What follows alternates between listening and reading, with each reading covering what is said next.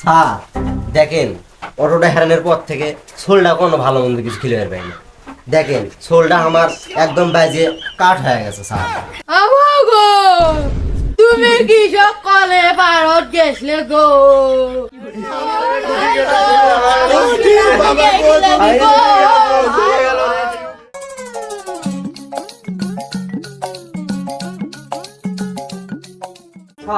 এরা খুব গরিব অসহায়, এদের কারণে আমি বৃষ্টিপুর এলাকায় যাইতেই পারি না। যখন এই বৃষ্টিপুর এলাকায় যাই, স্যার একটা লোনের ব্যবস্থা করে দেন, স্যার একটা লোনের ব্যবস্থা করে দেন।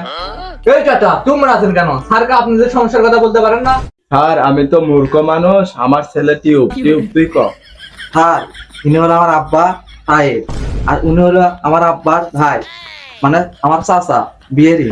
আর ইনি হলো আমার আব্বার ভাইয়ের ছেলে, মানে বল্টু। স্যার আমরা অত্যন্ত গরিব মানুষ, যদি আপনাদের গোলাপী ব্যাংকের পক্ষ থেকে যদি কিছু টাকা লোন দিতেন তাহলে আমাদের খুবই উপকার হতো। আপনারা চাইলেই তো আর লোন দেওয়া যায় না।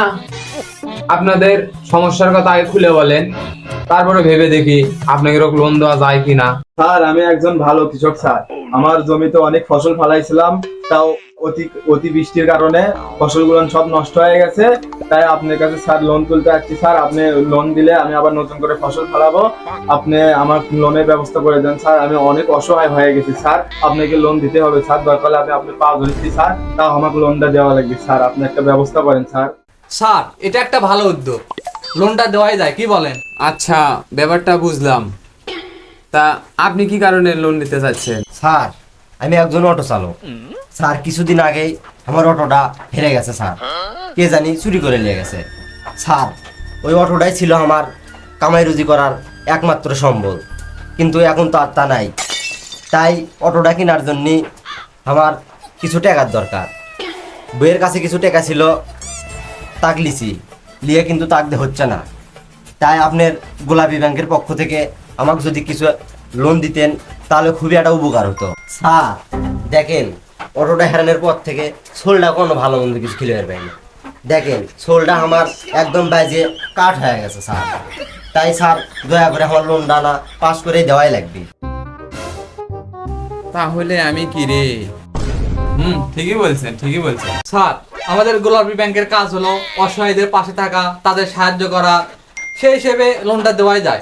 আমরা যদি তাদের লোনটা দিই তাহলে আমাদের ব্যাংকেরও সুনাম হবে, তাদেরও কিছু একটা উপকার হয়। তা মুন্টু সাহেব আপনি ঠিকই বলছেন। তা আপনারা দুইজনই আমাদের গোলাপী ব্যাংকের পক্ষ থেকে লোন পাওয়ার যোগ্য। তা মুন্টু সাহেব আমাদের গোলাপী ব্যাংকের নিয়ম কানুনগুলো আপনি ওদের বলে দেন। আমাদের গোলাপী ব্যাংকের নিয়ম হচ্ছে যে আমরা প্রতি রবিবার করে আপনাদের থেকে কিস্তি নিতে যাব। আর একটা কথা হচ্ছে যে আপনারা যে অসুস্থ হন তাও আমাদের কিস্তি পরিশোধ করতে হবে। আর একটা বিশেষ কথা হচ্ছে যে আপনি যদি মারাও যান তাও আগে আমাদের কিস্তি পরিশোধ করে আপনাকে মরতে হবে। স্যার আপনি চিন্তাই করেন না, সপ্তাহের আগে আমি কিস্তি দিয়ে দেবো। তো আপনারা যদি লোন নেন তাহলে আপনাদের সাক্ষী লাগবে। তা আপনাদের সাক্ষী কে হবে? স্যার আমাদের দুইজনের সাক্ষী আমার ছেলে টিউব থাকবে। কেন কেন? স্যার এই পৃথিবীতে আমি ছাড়া আব্বার আর কেউ নাই। আমার চাচার সাথে তো খালি বল্টু আসছে, আপাতত কেউ আসেনি, তাই এই দুজনের সাক্ষী আমি থাকবো। স্যার ছেলেটার কথা শুনে মনে হচ্ছে অনেক ভদ্র, তাহলে তাদেরকে লোনটা দেওয়াই যায়। তা মুন্টু সাহেব আপনি যেহেতু এদের এতই সুপারিশ করলেন, তাহলে এদের লোনটা পাস করে দেওয়াই যায়। তো আপনাদের ভোটার আইডি কার্ডের ফটোকপি আর 2 কপি ছবি দেন। আপনারটা স্যার।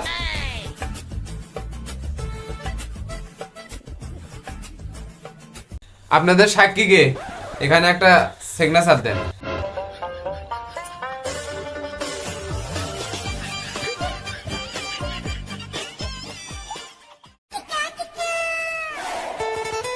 এই যে নেন আপনার টাকা, এই যে আপনার টাকা নেন।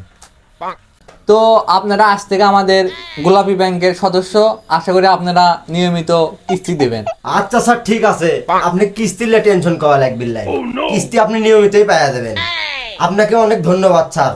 থাকেন তা স্যার, আসসালামু আলাইকুম।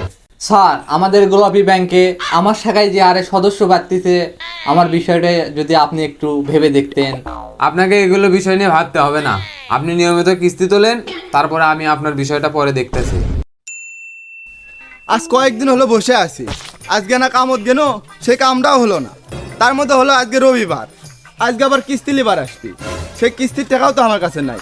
এমনি আমাকে 3-4 সপ্তাহ ধরে কিস্তি দিই না, কি যে করি এখন আল্লাহ ভালো জানে।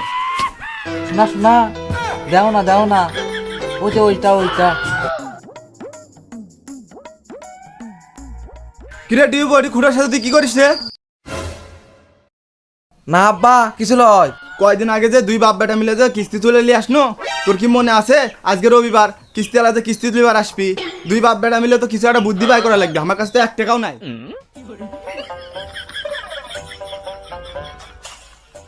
বাপ দিল জোর করে বিয়ে, আর শ্বশুর আব্বাই ধরে দিল এনজিওর চাকরি।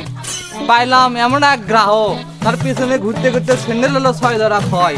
দেখি আজ যা কি হয়। তাই ভাই বাড়িতে আছেন? আব্বা কিস্তি মাসে যাচ্ছে। কি হলো? তারা ওই গোল ঘর যায়, গোল ঘর যায়। না আব্বা কোনো কথা বললাই। তাহলে শূন্য ঘরে যায়, তারা শূন্য ঘরে যায়। পাগল ছেলে। না আব্বা একটু হবার লাই, শুনে কথা বললাই। তাহলে ওটি যায়। না আপনি আরো হবারই লয়। তাহলে জামা কোনটি? তাহের সাহেব 909, আপনার তাড়াতাড়ি কিস্তিটা বের করেন। কি হলো টিউব সাহেব, আপনি হাসেন লেবিচ্ছেন কেন? স্যার আমার আব্বারও বউ নাই, আমারও বউ নাই, তাই এলে কাজ আমাকে করা লাগিচ্ছে। তো আপনার আব্বা কোথায় গেছে? স্যার আব্বা তো বাড়িতে নাই। কি? আজকে আবার আপনার আব্বা কোথায় গেছে? আব্বা তো বিয়ে খাওয়ার গেছে খালাতো বোনের। কি?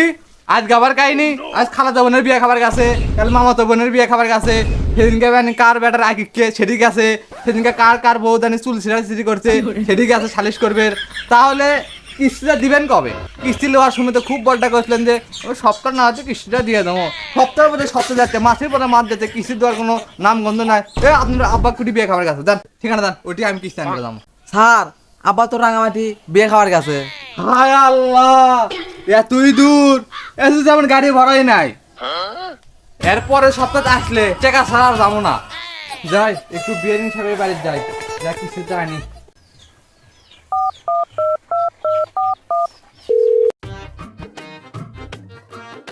এক ছোড়ার হচ্ছে খালি সারাদিন খাওয়া ছাড়া তো আর কিছু বোঝে না। বকরিটা যেন পাথর দিয়ে যাবি তাও পায় না। এক ফোন কি ফোন দিল? হ্যালো চাচা আমার কৃষ্ণ মাথার কাছে আপনার গেট আপ প্ল্যান। কি? আব্বা দেখো তো আমার অ্যাক্টিং হচ্ছে না। সেই হচ্ছে সেই বিয়ারিং সাহেব 910, আপনার কিস্তিটা। আব্বা গো তুমি কি সকালে ভারত গেছলে গো, আমার কি রামি দেখছিলে গো আব্বা গো। কি হলো বল্টু সাহেব, আপনার আব্বার এই অবস্থা কি করে হলো? আব্বা গো স্যার আমার আব্বা কলে বাজে পিলে পড়ছে গো। তাহলে আমার কিস্তি দেবে কে?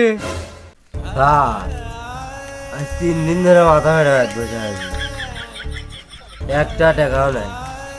তাও যে কয়টা টাকা আসলো তা আমার বেটার পেট ভরাতে আর ওষুধ কিনে এসে আপনি কিস্তি করতে হবে। হায় আল্লাহ, এখন আমি কি করি? আছে মরে গেলেই তো হলো নি, আপনার বিচার আমার ঘোরা লাগলো না হয়নি, কিছু মাফ হয়ে গেল নি। আল্লাহ যা করে ভালোর জন্যই করে। তাড়াতাড়ি সুস্থ হন, সুস্থ হয়ে আমার কিস্তিটা পরিশোধ করেন। আমি আজকে গেলাম। স্যার তো আমাকে একটা ভালো বুদ্ধি দিয়ে গেল।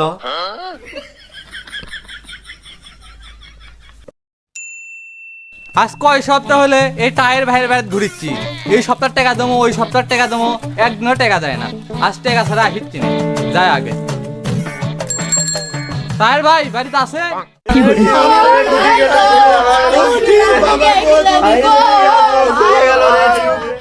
টায়ের সাহেব আপনার কিস্তি। ও বাবা গো, তুমি কোনটি গেলে গো? ও স্যার গো, আমার বেটা টিউবার নাই গো। ও স্যার গো, টায়ের সাহেব কেমনে কি হলো? ও স্যার গো, কালকে আমার বেটা দুধের ভাত খায়া শুছিল গো। সকালে উঠে দেখি আমার বেটা টিউবার নাই গো। স্যার আমার বাঁচতে তো আর নাই স্যার, তাহলে তো আমাকে কিস্তি মাফ হয়ে গেছে। কি কিস্তি কেন মাফ হবে? আপনি আর আপনার ভাই তো দুইজনে মিলে কিস্তি তুলছেন। আপনাদের দুইজনের মধ্যে যদি কেউ মারা যায় তো তাহলে কিস্তি মাফ হইতো, তাছাড়া তো কিস্তি মাফ হবে না। ধর স্যার, আপনি আগে করবেন না যে আমার ভাইক মরা লাগবি, তাহলে তো আমার ভাইক মান্য নি। ওট বাবা ওট, তোক মরে হবিল্লাই বাবা, আমার কি মরা লাগবে ওট। আপনারা ডাকলে কি মরলা ছুটবে? তাড়াতাড়ি কাফন দাফনের ব্যবস্থা করেন। দূর স্যার, আপনি চুপ করেন তো, এটা সেই লাশ লয়, এটা ওটালা। এ বাস্তে ওঠ, এ ওঠ। মোরও শান্তি নাই। আপনারা তো পাক্কা অভিনেতা, দেশ চলচ্চিত্রের নাম জান জান, ভালো অভিনয় করবেন। পুরো পরিবারে বাটপার চিটের শালা কিস্তি নেব না, শালা বাটপারের পরিবার। শ্বশুর আমার কি চাকরি ধরে দিল? এটা চাকরি হলো? এটা চাকরি কয়ে গেলে আজ থেকে চাকরি করবো, চাকরি করবো না, আজ থেকে ভিক্ষি করে খামো, তাও এই চাকরি করবো না।